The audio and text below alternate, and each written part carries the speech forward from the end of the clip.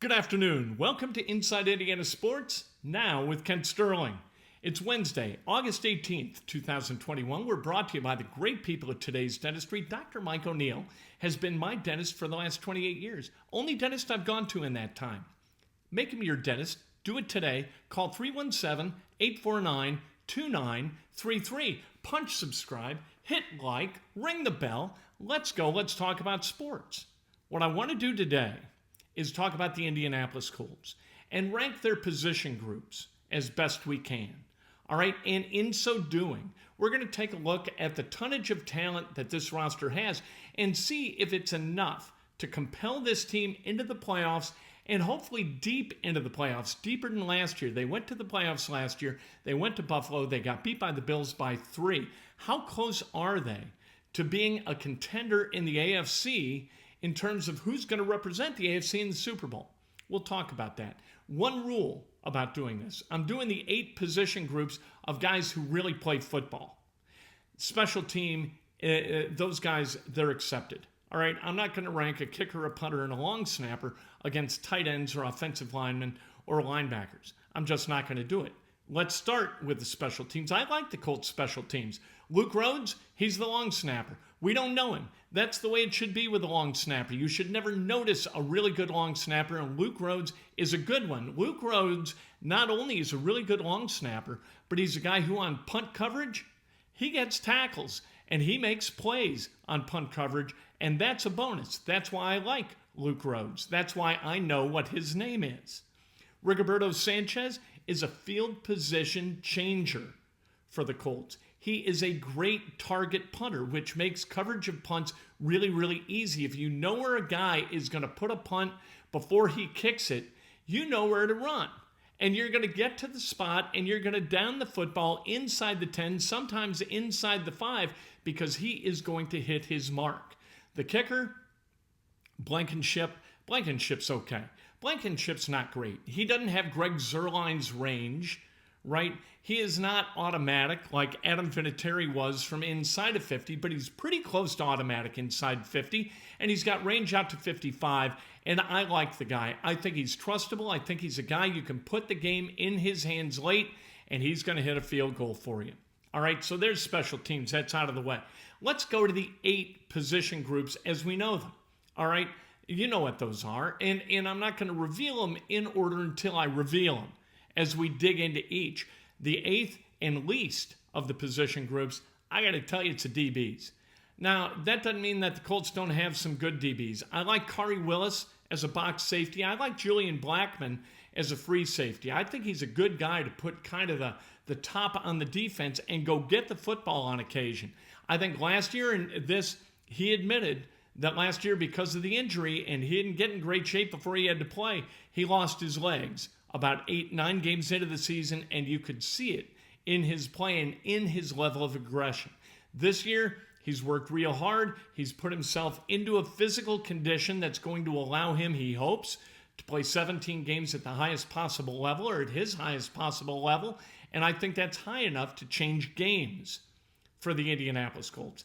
Now, you get to the cornerback position. Xavier Rhodes. There weren't a lot of people banging on his door saying, Xavier, come to us. You're a free agent. You just played great football for the Colts, so please come over and be a cornerback for us. That didn't happen. TJ Carey, same kind of deal. Both of them signed prove-it deals before the 2020 season, right? They proved it, and still, the phone wasn't ringing. That tells you something. It also tells you something that Rock Ya-Sin could still be a starting cornerback for this team. That is not good.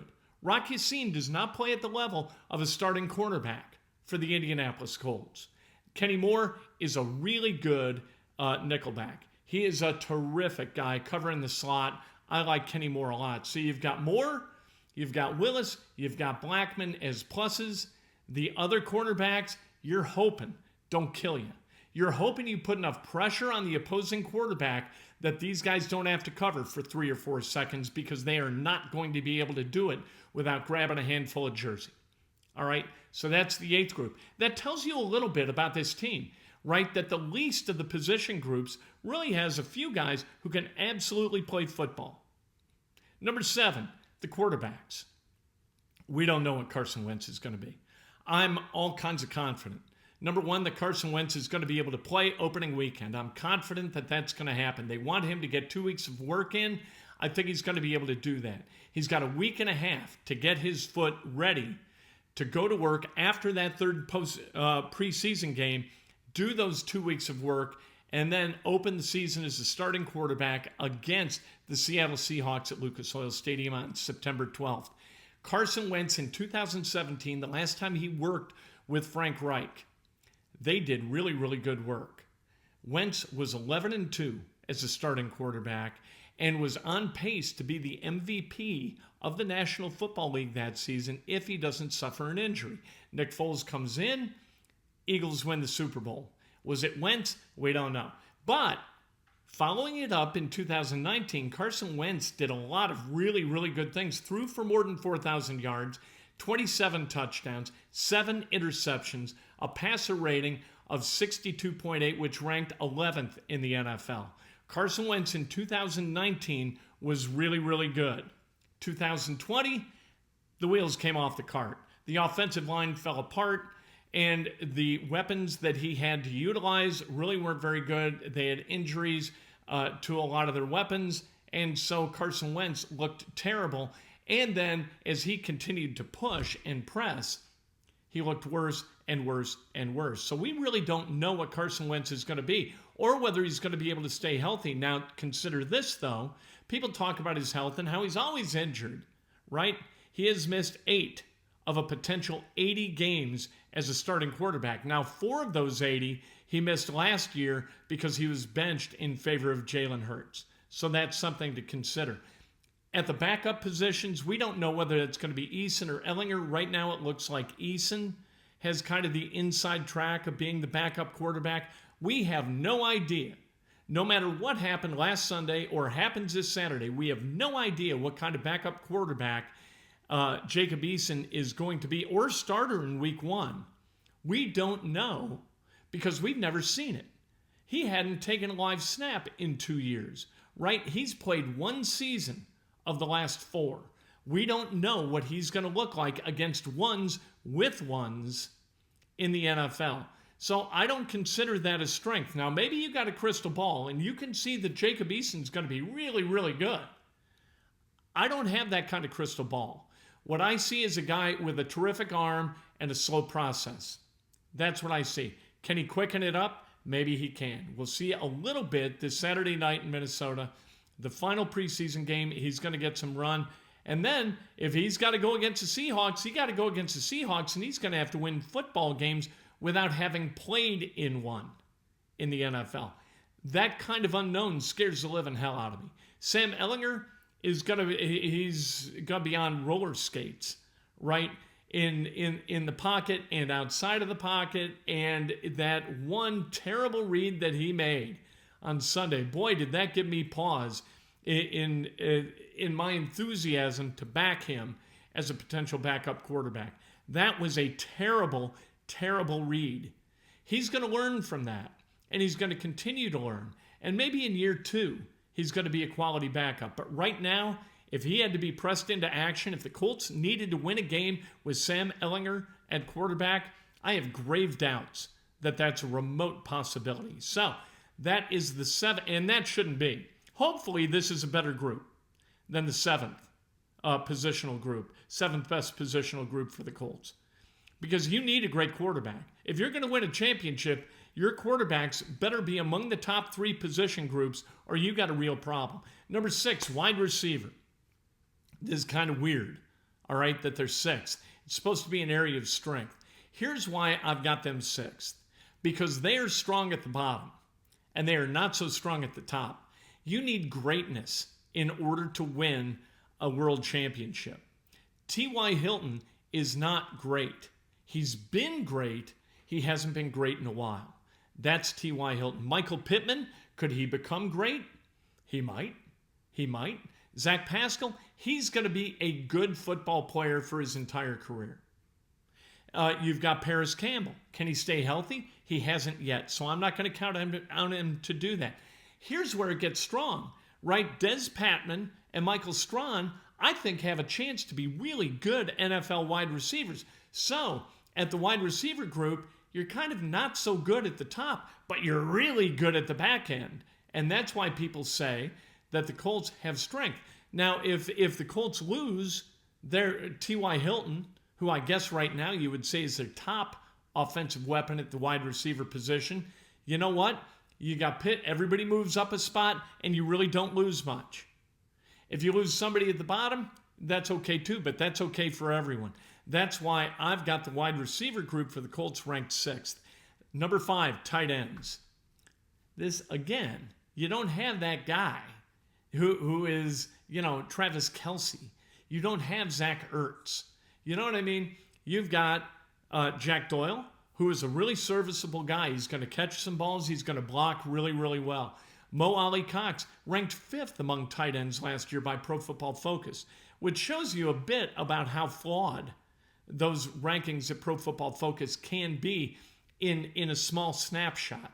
If Mo Alley-Cox can stay healthy, he's pretty good. And then you've got Kylan Granson, who's got a chance to be pretty good. They got 3 guys who are pretty good. If you could combine the skill sets of all 3 into one guy, into one tight end, you'd have a hell of a tight end. But what you've got are 3 guys who are talented kind of at different stuff. And because they're talented at different stuff, you can't take advantage of all of them. And Jack Doyle in the beginning of the season, we'll get to this when we talk about the O-line. If Eric Fisher can't go, I'll tell you what, Sam Tevy or Julian Davenport or Will Holden, their best buddy is going to be Jack Doyle, because you're going to have to line Jack Doyle up next to the left tackle in order not to have Carson Wentz or Jacob Eason completely blown apart by edge rushers coming off that right defensive side. Number 4, the defensive line. This is where it kind of gets good, right? This is a good defensive line. Not so good at the top, but really good at the back end. DeForest Buckner, one of the best defensive tackles in the game of football, period. Really, really good. So he's your best guy. And then it's kind of Grover Stewart. He's nice. Right, Kwity Paye, we don't know what he's going to be. He's missed about 2 weeks with an ankle. He's back at practice this week, and that's a good thing. Dayo Odangbo, we don't know whether he's going to be healthy at all. Tyquan Lewis is flawed, but looks to be getting better. Kamoko Toure hurt over the last 2 seasons, but he looks like he's healthy and in attack mode. Ben Badigu, Al-Qadim Muhammad, all these guys, you look at and you say, hey, they aren't bad. They aren't bad. They aren't bad. And if you can get Kwity Paye and Kamoko Toure to really haul ass from the edges and go get quarterbacks, this is a hell of a group. But we don't know that that's going to happen. So I've got them ranked 4th right now. I know that that's been kind of a focus for Chris Ballard over this offseason. You could see it in the draft, right? With Odangbo in the 2nd round, Kwity Paye in the 1st round, both edge rush guys who are versatile at what they do. And Buckner in the middle, that 3 technique that this defense really requires in order to be spectacular and put the necessary pressure on quarterbacks while also defending well against the run. Number 3, the offensive line. This could be number 1. The top 3 are like, you know what, I could make an argument for any of them at any spot, but I'm going to put the offensive line at 3 because their health is in question. We don't know whether Eric Fisher is going to be healthy. We don't know whether Quentin Nelson is going to be able to open the season on the 53-man roster even, much less start. We have no idea. Now, if both those guys are healthy, week 1, Ryan Kelly, healthy. Glowinski stays healthy. Braden Smith stays healthy. Then, all of a sudden, wow, is this an offensive line? This is an offensive line for the ages, maybe the best in the NFL. But we don't know if that's the case. And the depth pieces of this offensive line, whether you're talking about Tevy, Davenport, or Holden, and Pitter hasn't been healthy. So you've got these guys, you don't really know what you got. If any of these guys go down, and if Fisher can't go week 1, you really got a hodgepodge at left tackle that should scare the living hell out of fans, coaches, front office people, quarterbacks, everybody associated with the Colts. Number 2, the linebacker group. I love this linebacker group. All right, we'll just talk about the top 4. Darius Leonard, one of the best in the game at his position, right? Then you've got Bobby Okereke, who I think is a significant upgrade over Anthony Walker. Anthony Walker was allowed to leave and go to the Cleveland Browns this offseason as a free agent. Bobby Okereke made him expendable because he is fast, he is smart, and he is going to cause mayhem and chaos for opposing offenses. He is going to be a turnover-creating machine this season. And if he's not, then I'm writing checks that, frankly, what am I doing? Right? But Bobby Okereke, I think, is just that good. Then you've got Zaire Franklin and you've got E.J. Speed, who are both fast and dynamic. I think that this is a strength, a massive strength of this team. And it better be, because that defensive backfield, as we've said, really isn't very good. So those linebackers are going to have to cover some people with speed coming out of the backfield, at tight end, and out of the slot, perhaps, depending on how they line up. Linebacker position, really, really important for the Indianapolis Colts. The number one position group I got is the running backs. Look, Jonathan Taylor, I think, is a guy who can put up 1,500-yard seasons and a bunch of them. He is a good blocker. He is a really, really smart guy. He didn't put the football on the ground. I think it was great for him to play for Tom Rathman as his position coach last year.